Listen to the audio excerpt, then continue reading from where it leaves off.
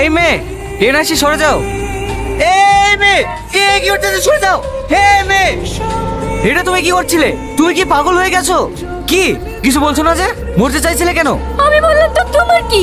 তুমি আমাকে বাঁচাতে গেলে কেন? আমি এই সমাজে বাঁচতে চাই না। আমার এই মুখ আমি কাউকে দেখাতে চাই না। তুমি এখান থেকে চলে যাও, আমাকে বিরক্ত করবে না। তোমার এই সমাজ সংসারের প্রতি এত ক্রোধ কেন? কি হয়েছে তোমার?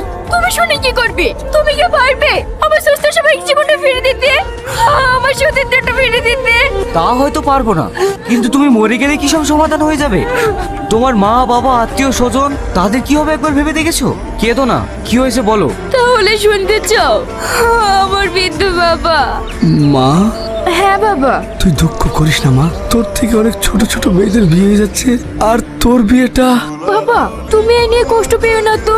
আমার কপালে থাকলে জন্ম মৃত্যু বিয়ে এগুলো তো মানুষের হাতে নেই। তাই বলে সারা জীবন তুই কোনে